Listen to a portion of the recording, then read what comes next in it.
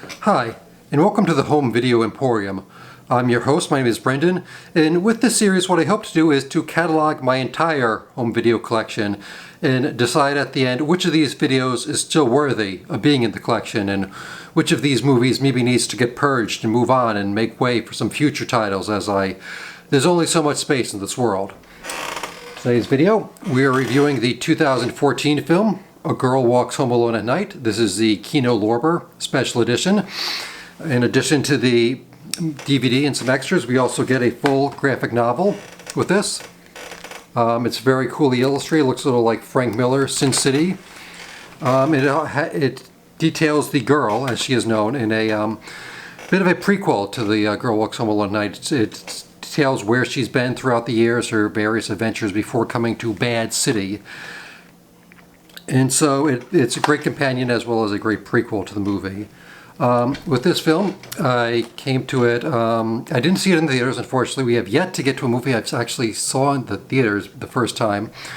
But I did, a friend of mine, we both really wanted to see it, and for whatever reason we never got around to it, so we just rented it on iTunes, watched together, and we were both extremely blown away by it at the end. And I actually got the special edition Blu-ray the same day that I saw The Bad Batch in theaters. So I was, it was a big what's her name? Anna Lily Amirpour. It was a big Anna Lily Amirpour day for me that day. So the movie itself, and why I like it, it talks, like a lot of other vampire movies and books and everything, it's really a meditation on loneliness, how the vampirism is a disease of loneliness where you're forced to live alone, you're forced to really not have very many companions.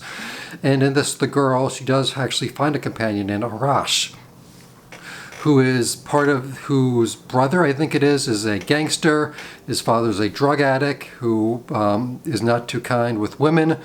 And so that brings up one of the many themes that this deals with is obviously it's called the Iranian vampire western gangster movie. And it does great at combining all the themes. This is not my greatest review, but I'm going to keep going because I got nothing better to do.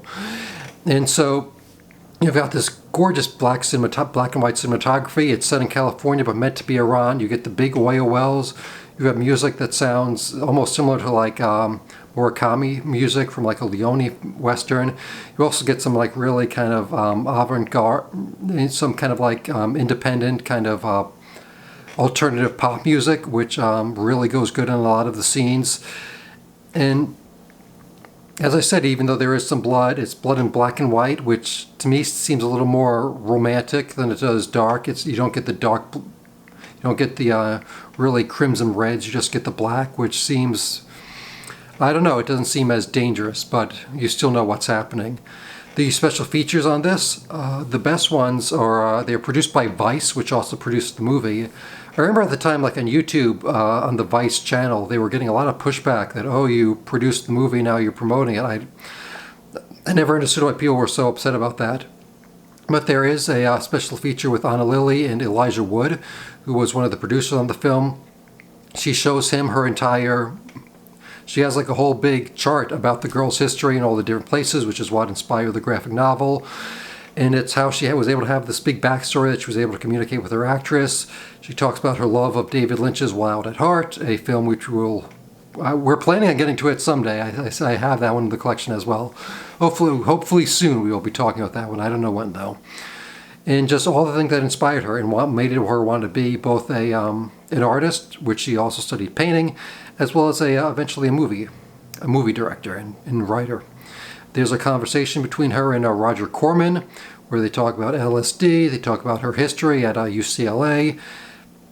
And it's cool to see because Corman, he's still around, but he isn't as big of a name as he used to be, but he helped a lot of people back in the day get their start, like Coppola and from James Cameron. So he definitely, more so than the movies he made himself, the people he helped out along the way are really something that is going to be his legacy, and it was cool to see him give her an endorsement. There's also a interview that Vice did, the one that starts where I believe the interviewer says we're going to start out easy, then make it hard, and Anna Lily says, you mean like a porno? So you get a lot of her kind of weird, kind of hipster sense of humor, which goes really well into this movie. As of now, I think the verdict for me is to keep this one. That seems to be where I'm at. If any of you have any thoughts, if you really don't like this movie, don't like the DVD, let me know. As it is now, I think we're going to wrap up. So until next time, that's a cut. Thanks a lot.